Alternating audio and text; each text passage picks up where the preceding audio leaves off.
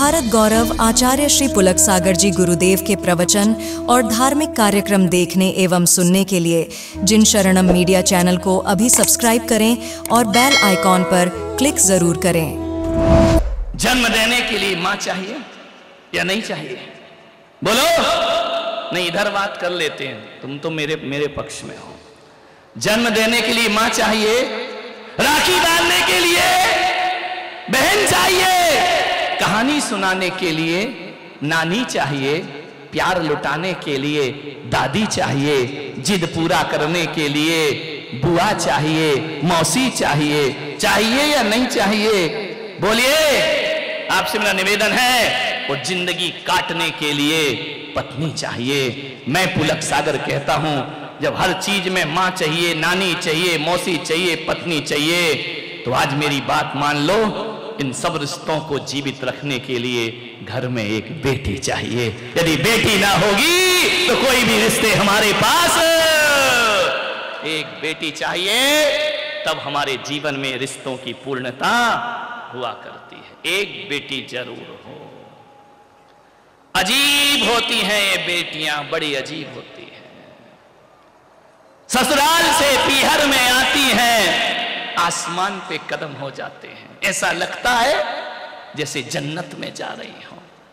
मालूम है, पीहर का कौआ भी काव काव करे ना, तो इन महिलाओं को वो कोयल जैसा मीठा लगता है। ध्यान रखना, पीहर से संदेश आया है।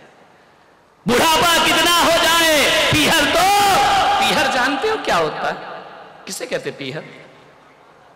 तुम बताओ, पीहर किसे कहते है? मायका है? तुम भी कुछ नहीं आता तुमको। पीहर मालूम है क्या होता है? मायका नहीं, माँ बाप का घर नहीं होता। जहां पीड़ा हरी जाती है उसे पीहर कहा जाता है। ध्यान रखिए, नारी की पीड़ा तो पीहर में हरी जाती है। कितने भी दुख हो वो अपने माँ बाप से बताती है, अपने भाई से बताती है। पीड़ा को हरने का स्थान पीहर कहलाया करता है। ध्यान रखना, वो अपने दर्दों को हल्का कर लेती है। सोचती है ये जाकर बोलूंगी, ऐसा कहूंगी, वैसा कहूंगी, भतीजे से ये कहूंगी, भाई से वो कहूंगी, मम्मी से ये कहूंगी, पापा से वो कहूंगी। हजार सोच के जाती है, लेकिन जब सबसे मिलती है ना, उनके प्यार में शिकायतें भूल जाती है। माँ के गले लगती है, पिता के गले लगती है, भाइयों के गले लगती है। सारी पीड़ाओं को कुछ क्षण के लिए वो बेटी भूल जाया करती है। ध्यान रखना, जितना सुकून बड़ी बड़ी तीर्थ यात्राओं से नहीं मिलता इस नारी को, उससे ज्यादा सुकून अपने पीहर जाने से नारी को प्राप्त हुआ करता है। बेटी होती है, बहुत प्यार करती है घरों से।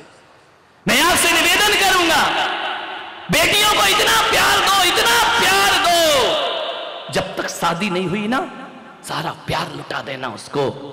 क्या भरोसा ससुराल कैसी मिले। ध्यान रखना, जी भर के लाड़ से पालो बच्चियों को, नफरत मत करो। पूछा जाए क्या हुआ है, लड़की हुई है, ऐसा मुंह बनाते जैसे नीम का काढ़ा पी लिया हो। ध्यान रखना, सोचना है आपको। आज ये पाप हमारे देश में पनप रहा है। बेटियां कम हो रही हैं, बेटे ज्यादा हो रहे हैं। ध्यान रखना, कुंवारे घूमोगे तुम, ध्यान रखना, नहीं मिलेंगी छोरियां। तरसते रहोगे, यहां वहां घूमते रहोगे। मान्यवर, बेटियों की संख्या कम हो रही है और बेटों की संख्या। अभी एक जगह अग्रवाल समाज ने परिचय सम्मेलन कराया। 100 बेटियों पे, 100 बेटों पे 30 बेटियां। ध्यान रखिए, क्या होगा देश का? आपसे निवेदन है, अनाचार फैलेगा, गलत चीजें देश में आएंगी, समाज में। आपसे निवेदन है,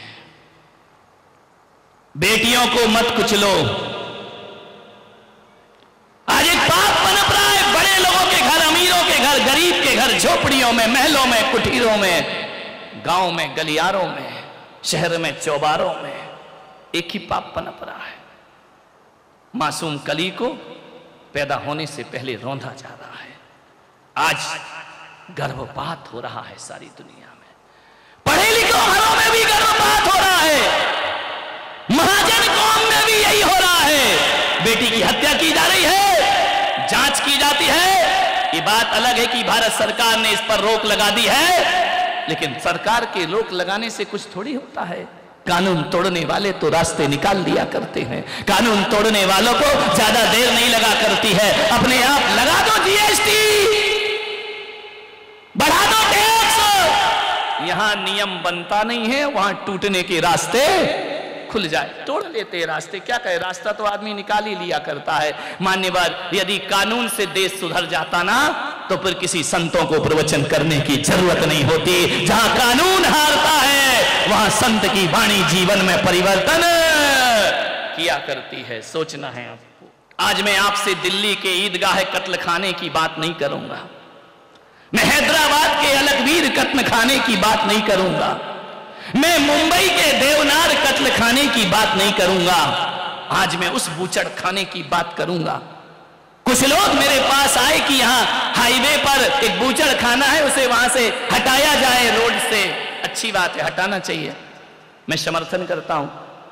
लेकिन मैं आज जिस बूचड़ खाने की बात कर रहा हूं, मैं आज जिस कत्ल खाने की बात कर रहा हूं, मैं आज जिस स्लॉटर हाउस की बात कर रहा हूं, वो स्लॉटर हाउस घर घर में पनप रहा है और इज्जत पा रहा है। और वह स्लॉटर हाउस यदि कोई है तो गर्भपात का बूचड़ खाना घर घर में खुल रहा है। हर जगह गर्भपात हो रहे हैं, बच्ची नहीं चाहिए। ध्यान रखना मान्यवर, आपसे निवेदन है, गर्भपात महापाप है। भले ही रोक लगाई हो सरकार ने, फिर भी लुके छिपे ये धंधा बड़ी तेजी से चल रहा। मालूम है आपको, पानी छानकर पीने वाली समाज गर्भपात करा लेती है। जमीगंध नहीं खाते, आलू नहीं खाते, प्याज नहीं खाते हैं, अपनी ही औलाद जो कोख में है उसको मार दिया करते हैं। ध्यान रखना, ये कोई जाति विशेष की बात नहीं है, हर कौम में यह पाप है। ध्यान रखना, हर जगह यह पाप है। कॉलेज में लड़कियां अपनी भावनाओं पे कंट्रोल नहीं कर पाती हैं, जज्बातों पे कंट्रोल नहीं करती हैं, गर्भपात कराया करती हैं। ध्यान रखना मान्यवर, आपसे निवेदन, मैं उदयपुर में था, फतेह सागर झील, जब मेरा चतुर्मास था, बच्चे पड़े रहते थे मरे हुए। बेटियां अपना गर्भपात करा के बच्चे फेंक दिया करती थी। ध्यान रखना, कितना बड़ा अपराध है मानव भ्रूण की हत्या करना। मालूम है, अपनी ही औलाद की हत्या कर देना। मैं आपसे निवेदन करता हूं, यदि अनचाही औलाद गर्भ में आ जाए तो उसे मारो मत। यदि औलाद नहीं चाहते हो तो महावीर कहते हैं संयम से रहना सीखो, ब्रह्मचर्य की साधना करो, औलाद तुम्हारे यहां नहीं होगी। आपसे निवेदन है, और यदि अनचाही औलाद आ गई है तो उसे मारिए मत, उसे जीने का हक प्रदान करिए। मेरे भाई ध्यान रखना, गर्भपात एक पाप चार। आज भी चोरी छिपे या जन्मे शिशु का कत्ल हो रहा है, उस कली को खिलने से पहले मसला जा रहा है। चार पाप होते हैं, ये मत सोचना कि गर्भपात करा लिया तो एक हिंसा का पाप लगेगा। चार पाप लगेंगे आपको। पहला पाप, आपने एक अतिथि की हत्या की है, वो तुम्हारे गर्भ में आया था, तुमने जन्म लेने से पहले, ये भारत की संस्कृति अतिथु देवो भवो की संस्कृति है, तुमने एक देवता की हत्या की है। ध्यान रखना, यदि आपने गर्भपात कराया है, दूसरा पाप, तुमने दीनहीन अनाथ की हत्या की है। जन्म लेने के बाद मारते ना तो कानून में गुहार भी लगा सकता था, तुमने तो जन्म लेने से पहले ही उसकी हत्या कर दी। और तीसरा पाप, तुमने शरणागत की हत्या की है। हमारे यहां तो कहा जाता है, यदि दुश्मन का भाई भी शरण में आ जाए तो राम उसे अपना मित्र बना लिया करते हैं, उसके साथ विश्वासघात नहीं करते हैं। शरणागत के साथ तुमने विश्वासघात किया। और चौथा पाप जो होता है, तुमने अपने ही खून की हत्या की है। ध्यान रखना, और जो अपने ही खून की हत्या कर सकता है, उससे बड़ा हत्यारा दुनिया में कोई दूसरा नहीं हुआ करता है। अपने ही खून की हत्या कर दी तुमने। मैं ऐसे डॉक्टरों से कहता हूं जिन्होंने अपने जीवन में कसम खाई थी, जब सफेद कोट पहना था, एक शपथ लेता है? जीवन लेने की शपथ लेता है या जीवन दान की शपथ लिया करता है? एक डॉक्टर चंद पैसों के खातिर, चंद रुपयों के खातिर मानवता की हत्या कर दिया करता है। मैं आपसे निवेदन कर रहा हूं, जिन अस्पतालों में, जिन क्लिनिक में गर्भपात होता है, वो अस्पताल नहीं हुआ करते, वो क्लिनिक नहीं, वो स्लाटर हाउस हुआ करते हैं, वो कसाई घर हुआ करते हैं, वो कत्ल खाना हुआ करते हैं। गर्भपात, एक अजन्मे बच्चे को कैसे मारा जाता है, आपने कभी ख्याल किया है? 3 हत्यारे हैं, उसके ध्यान रखना। पहली हत्यारिन वो मां जो अपने ही बच्चे की हत्या करवाने क्लिनिक में जाती है। दूसरा हत्यारा वो डॉक्टर जो चंद पैसों के खातिर एक मानव भ्रूण की हत्या कर देता है, कत्ल कर देता है। और तीसरा हत्यारा होता है वो पति जो अपनी पत्नी को गर्भपात के लिए प्रेरित किया करता है। ये तीनों हत्यारे हैं। और मैं भारत के कानून से निवेदन करता हूं, जन्म लेने के बाद किसी बच्चे को मारो तो जो सजा मिलती है, इन तीनों को भी वही सजा मिलना चाहिए। एक मनुष्य की हत्या की है, एक मानवता की हत्या की है, एक भ्रूण की हत्या की है, एवॉल्यूशन कराया उसने। ये तीनों हत्यारे हैं। इन तीनों के हाथ एक इंसान के खून से रंगे हुए हैं। मैं आपसे निवेदन करता हूं, मेहंदी के रंग से ये खून के धब्बे छिपने वाले नहीं है, ध्यान रखना। एक बार ये खून के छींटे तुम्हारे पास आ गए तो भगवान महावीर कहते हैं कि जो महिला गर्भपात कराती है, आने वाले 7 जन्म में बांझ बन करके पैदा होती है, दूसरों के बच्चों को देख देख कर तरसती है, उसकी गोद कभी हरी नहीं हो सकती है, ध्यान रखना।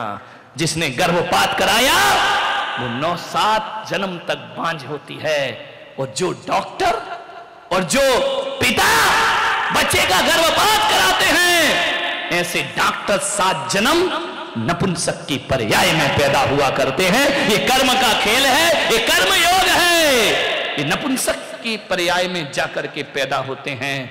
किसी बच्चे को बेरहमी से मार देना, उसकी हत्या कर देना, एक स्ट्रेचर पर लिटा दिया जाता है, मां के पेट से उसके बच्चे की हत्या हो रही है, धारदार औजार उसके पेट में जाते हैं, कैंचियां जाती हैं, चाकू जाते हैं, बच्चा तड़पता है, सिसकता है। वो कोई मांस का लोथड़ा नहीं है। लोग कहते हैं कि 3 महीने का मांस का लोथड़ा होता है, 3 महीने का गर्भ नहीं। भगवान महावीर सुपर साइंटिस्ट थे, उन्होंने कहा कि गर्भाधान के 7 दिन बाद उसके गर्भ में जीव का अवतरण हो जाया करता है। जीव नहीं होगा तो वो बढ़ेगा कैसे, ध्यान रखे। मान्यवर कैसे उसकी हत्या करते हैं, धारदार औजार जाकर के, एक कैंची हथौड़ी जाकर के तोड़ती है, उसके एक एक अंग को काटा करती है। गाजर मूलियों की तरह बच्चा गर्भ में उछलता है, कूदता है, किसे आवाज लगाए, किसे चिल्लाए, तड़पता है। हरे जो ममता की देवी जिसे वह मां समझ के आया था, मां ही हत्यारिन हो जाए तो फिर दुनिया में कोई बचाने वाला नहीं है। पालनहार ही मारनहार हो गए। जिनकी शरण में वो आया था, कहा जाता है कि मां की गोद दुनिया का सबसे बड़ा सुरक्षा का स्थान होता है। लेकिन जब किसी बच्चे का गर्भपात कराते हो, मां की कोख उसके लिए प्रश्न चिन्ह बन जाया करती है। एक मां ने, मैंने तो सुना था ना कि मां का हृदय गुलाब की पंखड़ियों की तरह कोमल होता है, लेकिन गर्भपात कराने वाली मां का हृदय गुलाब की पंखड़ियों की तरह कोमल नहीं है, ग्रेनाइट की तरह एक चट्टान हृदय बन गया है, जो अपने ही बच्चों की हत्या कराती। कतरा कतरा करके एक नली से उस बच्चे के टुकड़े टुकड़े हो जाते हैं।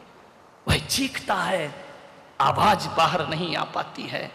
किससे कानून किसके पास जाए, किससे गुहार लगाए, किससे जीवन की भीख मांगे। अरे वो हत्यारिन मां, मैं तो कहता हूं इस हत्यारिन मां से तो वो नागिन अच्छी होती है।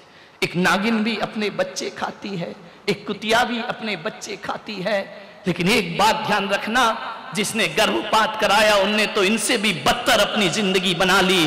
अरे कम से कम एक नागिन जन्म देने के बाद खाती है, तुम तो जन्म देने से पहले ही उसका जीवन नष्ट कर दिया, गर्भ में ही मार डाला उसको। किस बात की सजा है उस बच्चे को? उसने क्या अपराध किया था अपने जीवन में? उसकी क्या गलती थी? मौज मस्ती तुम्हारी, हत्या उस बच्चे की। ध्यान रखना।